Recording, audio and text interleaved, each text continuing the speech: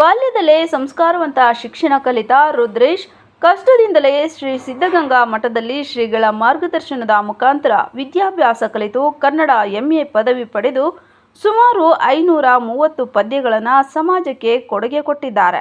ರನ್ನ ಕರುಣಗೆ ಹಠದ ಯೋಗಕ್ಕೆ ಸಿದ್ಧಗಂಗೆಯು ಕರೆದಿದೆ. ಬರುವ ಛಾತ್ರ ಭಕ್ತ ಜನಕ್ಕೆ ಹಲವು ಯಜ್ಞ ನಡೆಸಿದೆ. ಬಸವ ಗಾಂಧಿ ಬುದ್ಧ ಕ್ರಿಸ್ತ ತತ್ವ ಸುದಯ ಸಂಗಮ ಮಾನವೀಯ ದಯಾ ದೋಣಿ ಮುಕ್ತಿ ಪಥದಿ ನಡೆಸಿದೆ. ನುಡಿದ ನಡೆಯು ನಡೆದ ನುಡಿಯು ಭಕ್ತ ಛಾತ್ರ ದೃಢತೆಗೆ ಮುಕ್ತಿದಾರಿಗೆ ಶಿವಕುಮಾರರ ಬಾಳ ದೀಪ ನಡೆಸಿದೆ. ಗಣಿವು ಗವರಿನ ದಿನಚರಿಗೆ ಕಥಾ ಕಾವ್ಯ ಕಾದಂಬರಿ ನಾಚಿವೆ. ನುಡಿಯ ನುಡಿದು ನಡೆತೆ ಮರೆತು ಬಾಗಿ ತಲೆಯನ್ನು ನಮಿಸುವೆ. ಬಾನೇರುವ ಭಾನು ತೆರದಿ ಸದ್ದು ಗದ್ದರವಿಲ್ಲದೆ ಸಿದ್ಧರ ಸಿದ್ಧಿಗೆ ಸಿದ್ಧಗಂಗೆ ಭುವಿಗೆ ಪವಾಡವಗೈದಿದೆ. ಇಲ್ಲಿ ಕಲಿತವರೆಲ್ಲೂ ಇಹರು ವಿಶ್ವಮಾತೆಯ ಸೇವೆಗೆ ದಲಿತ ಶರಣರ ಕುಕಿಲ ಕೂಗು ಮಾತೆ ಭರತೆಯ ಗರಿಮೆಗೆ. ಸಿದ್ಧಗಂಗೆ ಹೃದಯ ಗಂಗೆ ನಮ್ಮ ಭಾಗ್ಯದ ಬಾಗಿಲು ಧರ್ಮದುಳಿವಿಗೆ ಒಳಿತು ಬೆಳಗ್ಗೆ ಭುವಿಯ ಭಾಗ್ಯಕ್ಕೆ ನೇಗಿಲು. ಹಗಲು ಇರುಳು ಭೇದವಿರದ ಸ್ವಾರ್ಥ ಕಾಣದ ಕಾಯಕ ಮನವು ಮಲ್ಲಿಗೆ ವಜ್ರಕಾಯ ವಿಶ್ವಹಿತದ ನಾಯಕ. ಲಿಂಗಾಂಗ ಸಂಗಿ ಶಿವ ನಿತ್ಯ ಭಂಗಿ ಶಿವ ಶಿವರ ಧಾಮ ಶಿವಭಕ್ತಾರ ಕರ್ಮಾದಿವೀರ ವಿದ್ಯಾ ವಿಹಾರ ಧಾಮ. ಮಾಗಿದ ದೇಹಿ ಕಾರ್ಯೋತ್ಸಾಹಿ ಚಿರತರುಣ ಚಿಲುಮೆ ತೆರದಿ ಜಂಗಮರು ಬೆಳಗುವರು ವಿಕಿರಣ ನಾಚುವ ತೆರದಿ. ಬನ್ನಿ ವೀಕ್ಷಕರೇ, ಶ್ರೀ ಶ್ರೀ ಸಿದ್ಧಗಂಗಾ ಶ್ರೀಗಳ ಅನುಯಾಯಿ ಕನ್ನಡ ಶಿಕ್ಷಕ ರುದ್ರೇಶ್ ರವರ ಮಾತು ಜನಧ್ವನಿ ಸಂಪಾದಕರ ಜೊತೆ ಕಾರ್ಯಕ್ರಮದಲ್ಲೇ ಜನಧ್ವನಿ ವಾಹಿನಿಯಲ್ಲಿ ವೀಕ್ಷಿಸೋಣ. ನಮಸ್ಕಾರ ವೀಕ್ಷಕರೇ, ನಾನು ನಿಮ್ಮ ಪ್ರೀತಿಯ ಜನಧ್ವನಿ ಮಂಜುನಾಥ್. ಬೆಳಗಿನ ಜನಧ್ವನಿ ವಾಹಿನಿಯ ಶುಭೋದಯ ಕಾರ್ಯಕ್ರಮಕ್ಕೆ ತಮ್ಮೆಲ್ಲರಿಗೂ ಆದರದ ಸುಸ್ವಾಗತ. ನಾವು ಇವತ್ತು ಒಬ್ಬ ವಿಚಾರವಾದಿ, ಅತ್ಯುತ್ತಮ ಕವಿ ಹಾಗೂ ಸಿದ್ಧಗಂಗಾ ಪ್ರೌಢಶಾಲೆಯ ಉಪಾಧ್ಯಾಯರಾಗಿರ್ತಕ್ಕಂಥ ರುದ್ರೇಶ್ ಅವರನ್ನ ನಮ್ಮ ವಾಹಿನಿಗೆ ಕರೆ ತಂದಿದ್ದೀವಿ. ನಮಸ್ಕಾರ. ನಮಸ್ಕಾರ. ಈ ದಿನ ತಮ್ಮನ್ನ ಸಂದರ್ಶನ ಮಾಡ್ಬೇಕು ಅಂತ ಹೇಳಿ ಕರ್ಸಿದೀವಿ.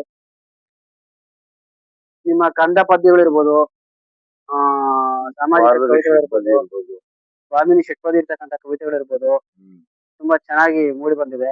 ನಾನು ಕೂಡ ಓದ್ದೆ, ಚೆನ್ನಾಗಿದೆ ಅನಿಸ್ತು. ಅಂದ್ರೆ ಸರ್, ನೀವು ಶಿಕ್ಷಕ ವೃತ್ತಿಯಲ್ಲಿದ್ದು ಒಂದು ಈ ಸಾಹಿತ್ಯ ಲೋಕಕ್ಕೆ ಕಾಲಿಟ್ಟಿದ್ದು ಹೇಗೆ? ನಿಮ್ಮ ಸಾಹಿತ್ಯ ಗುರು ಯಾರು? ನಾನು ಮೊದಲು ಪದ್ಯಗಳನ್ನ ಬರೆಯಕ್ಕೆ ಪ್ರಾರಂಭ ಮಾಡಿದ್ದು ಚಂದ್ರಶೇಖರ್ ಅಂತ ಅವರು TVS ಫ್ಯಾಕ್ಟ್ರಿ ಹೋಗ್ತಾ ಇದ್ರು. ಅವರು ಒಂದು ಕಾಟ್ ಮಾಡಿಕೊಂಡಿದ್ರು. ಆ ಕಾಟಲ್ಲಿ ಒಂದು ತಳ್ಳಿ ಮೂಟೆ ಇತ್ತು. ಆ ತಳ್ಳಿ ಮೂಟೆ ನನಗೆ ಪ್ರೇರಣೆ ಬಂತು. ಮೊದಲನೇ ಕವನ. ಇನ್ನೊಂದು ತಲೆದಿಂಬು. ಒಂದು ವಾರ್ಧಕ ಷಟ್ಪದಿ ಬರೆಯಕ್ಕೆ ವೀರಪ್ಪಾಜಿ ಅಂತ ಅವರು ಮಹಾರಾಜ ಕಾಲೇಜಿನಲ್ಲಿ, ಮೈಸೂರು ಮಹಾರಾಜ ಕಾಲೇಜಿನಲ್ಲಿ ಪ್ರಾಧ್ಯಾಪಕರಾಗಿದ್ದಾರೆ. ಅವರು ಬರೀ ಒಂದು ಅಂತ ಹೇಳಿರು. ಅದರಿಂದ ಬರೆಯಕ್ಕೆ ಸಾಧ್ಯ ಆಯ್ತು. ನಿಮ್ಮ ಎಜುಕೇಶನ್ ಸರ್? ನಾನು ಕನ್ನಡ ಪಂಡಿತ್ MA B.Ed. ಕನ್ನಡ ಸಂಸ್ಕೃತನಾ ಇಲ್ಲ ಕನ್ನಡ ಮತ್ತು ಸಂಸ್ಕೃತ. Very good. ಅದಕ್ಕೆ ನಿಮ್ಮ ಕವಿತೆಗಳಲ್ಲಿ, ನಿಮ್ಮ ಪದ್ಯಗಳಲ್ಲಿ ಆದಷ್ಟು ಎಲ್ಲ ಹಳೆಗನ್ನಡನೇ ಇದೆ. ಆದ್ರೆ ಅರ್ಥ ಗರ್ಭಿತವಾಗಿದೆ. ನೀವು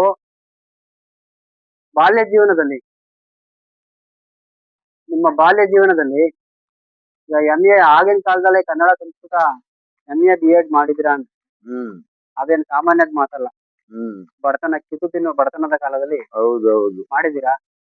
ನಿಮ್ಮ ಚಿಕ್ಕಂದಿನ ಜೀವನದಲ್ಲಿ ಹ್ಮ್ ಆ ಈ ಒಂದು ಈ ಮಟ್ಟಕ್ಕೆ ಒಂದು ಪ್ರಾಧ್ಯಾಪಕ ವೃತ್ತಿಗೆ, ಒಂದು ಹ್ಮ್ ಸಾಹಿತ್ಯ ಲೋಕಕ್ಕೆ ಕಾಲಿಟ್ಟು ನಾನು ಸಮಾಜಕ್ಕೆ ಏನಾದ್ರು ಒಂದು ಕೊಡುಗೆ ಕೊಡ್ತೀನಿ ಅಂತಕ್ಕಂಥದನ್ನ ಹ್ಮ್ ಕನಸು ಕಂಡಿದ್ರಾ? ಇಲ್ಲ ನಿಮ್ಮ ತಂದೆ ತಾಯಿ ಆಸೆ ಆಗಿತ್ತಾ?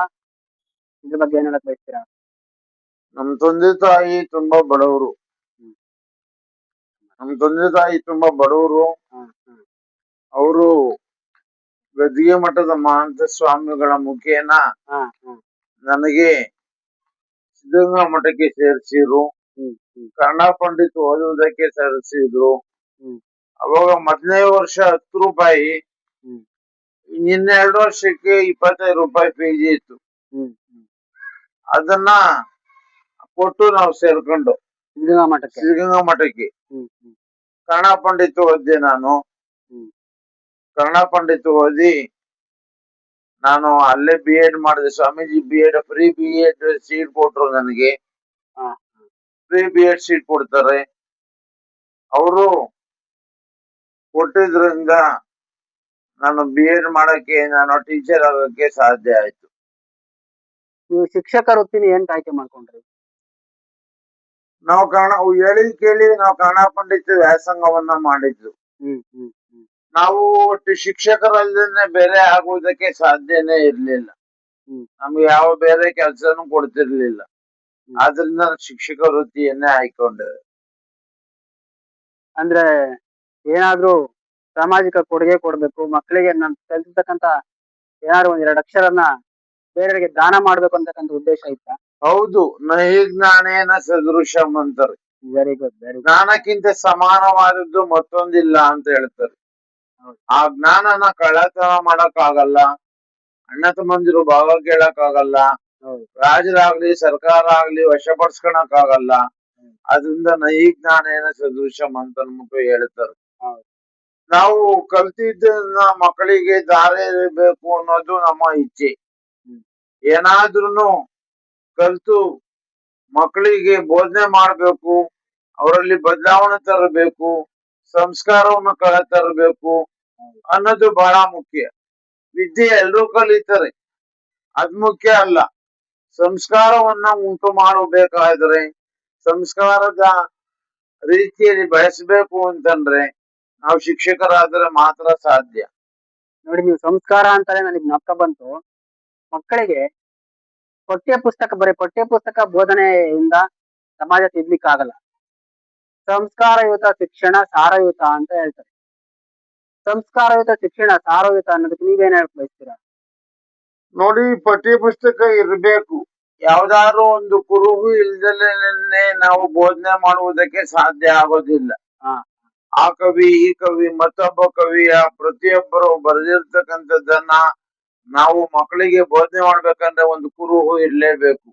ಹೌದು ಹೌದು. ಸಾರಹಿತ ಅಂದ್ರೆ ನಾವು ಮಕ್ಕಳಿಗೆ ಇಂದಿನ ಕವಿಗಳು ಹೇಳಿರ್ತಕ್ಕಂತ ವಿಚಾರಗಳನ್ನ ನಾವು ಕಲಿಸ್ಬೇಕು ಅಂದ್ರೆ, ಸಾರಯುತವಾದನ್ನ ಕಲಿಸ್ಬೇಕು ಅಂದ್ರೆ ಅವರ ಕೃತಿಗಳನ್ನ ನಾವು ಮಕ್ಕಳಿಗೆ ಪರಿಚಯ ಅಲ್ಲ ಮಾಡಿಸ್ಲೇಬೇಕು. ಅಲ್ಲ, ನನ್ನ ಪ್ರಶ್ನೆ ಏನಂದ್ರೆ, ಸಂಸ್ಕಾರವಂತ ಶಿಕ್ಷಣ ಮೊದಲು ಮನೆಯೇ ಪಾಠಶಾಲೆ ಅಂತ ಕರೀತಾರೆ. ಮನೆಯಲ್ಲಿ, ಶಾಲೆಯಲ್ಲಿ ಕಲಿಯಲೇ ಇರ್ತಕ್ಕಂಥದ್ದನ್ನ ಮನೇಲಿ ಕೆಲವು ಸಾರಿ ಕಲಿತಾರೆ.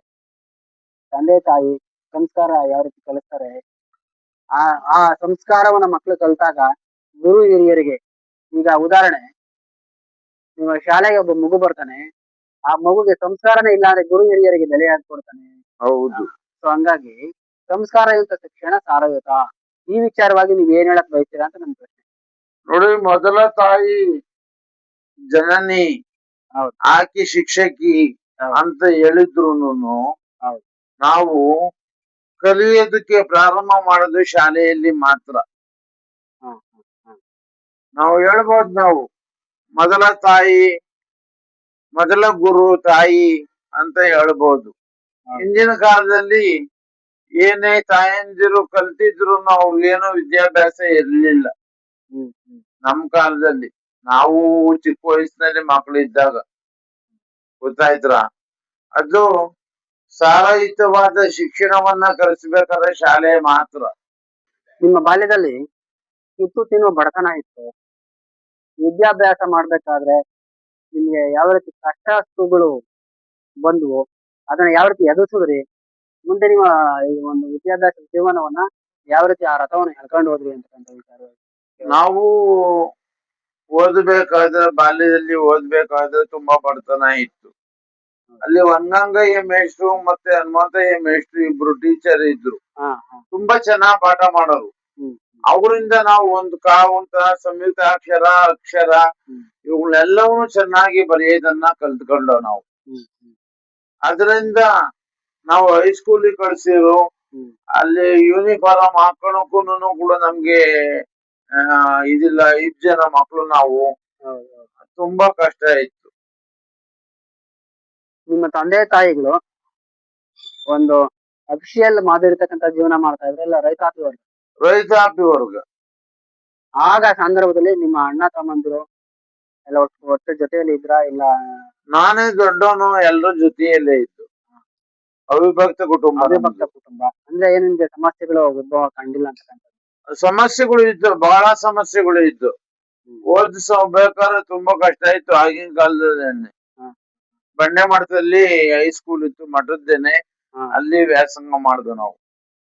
ಅಂದ್ರೆ ನೀವು ಸಂಪೂರ್ಣ ಸಿದ್ಧಗಂಗಾ ಮಠದ ಅನುಯಾಯಿಗಳು. ಹೌದೌದು. ಅವರ ಆದರ್ಶಗಳನ್ನ ಪಾಲಿಸ್ತಾ ಬಂದಿರ್ತಕ್ಕಂಥ ವ್ಯಕ್ತಿ. ಹೌದು. ಶಿವಕುಮಾರ ಸ್ವಾಮೀಜಿಗಳ ಬಗ್ಗೆ ನೀವು ಏನ್ ಹೇಳಕ್ ಬಯಸ್ತೀರಾ? ಶಿವಕುಮಾರ ಸ್ವಾಮೀಜಿಗಳು ಒಬ್ರು ಆದರ್ಶ ವ್ಯಕ್ತಿಗಳು. ಅವರಂತೆ ಹ್ಮ್ ಮತ್ತೊಬ್ಬ ಸ್ವಾಮೀಜಿಯನ್ನ ಕಾಣುವುದಕ್ಕೆ ಸಾಧ್ಯ ಇಲ್ಲ. ಹೌದು ಹೌದು ಹೌದು ಗೊತ್ತಾಯ್ತರ? ಹೌದು. ಅವರು ಮಕ್ಕಳಲ್ಲಿ ದೈವ ರೂಪವನ್ನ ಕಂಡಂತವ್ರು. ಹೌದು ಹೌದು ಅವ್ರದ್ದು ನುಡಿದ ನಡೆ ನಡೆದ ನುಡಿ ಆಗಿತ್ತು. ಹೌದು. ಭಕ್ತ ಚಾತರ ದೃಢತೆಗೆ ಮುಕ್ತಿದಾರಿಗೆ ಶಿವಕುಮಾರರ ಬಾಳ ದೀಪ ನಡೆಸಿತ್ತು ಅಂತ ನಾನೇ ಬರೆದಿದ್ದೀನಿ. ಇವಾಗ ನೋಡಿ, ನಿಮ್ಮ ಅನುಯಾಯಿಗಳಾದ ನಿಮ್ಮ ಗುರುಗಳಾದಂತ ಸ್ವಾಮೀಜಿಯವರಿಗೆ ನೀವು ನಿಮ್ಮ ಗುರು ಅನ್ನೋದಕ್ಕಿಂತ ಇಡೀ ಪ್ರಪಂಚದ ಮೂಲ ಗುರು, ಪ್ರಪಂಚದ ಗುರುಗಳು. ಪ್ರಪಂಚದ ಗುರುಗಳು ಅಂತಕ್ಕಂಥದ್ದನ್ನ ಆ ಗುರುಗಳ ಬಗ್ಗೆ ಅದ್ಭುತವಾದಂತಹ ಒಂದು ಪದ್ಯ ಬರ್ತಿದ್ರ.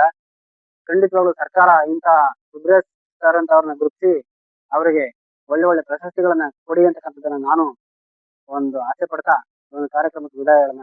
ನಮಸ್ಕಾರ. ನಮಸ್ಕಾರ. ಇದು ಜನಧ್ವನಿ ಕನ್ನಡ ನ್ಯೂಸ್, ಧ್ವನಿ ಇಲ್ಲದ ಜನರಿಗಾಗಿ. ನಮಸ್ಕಾರ.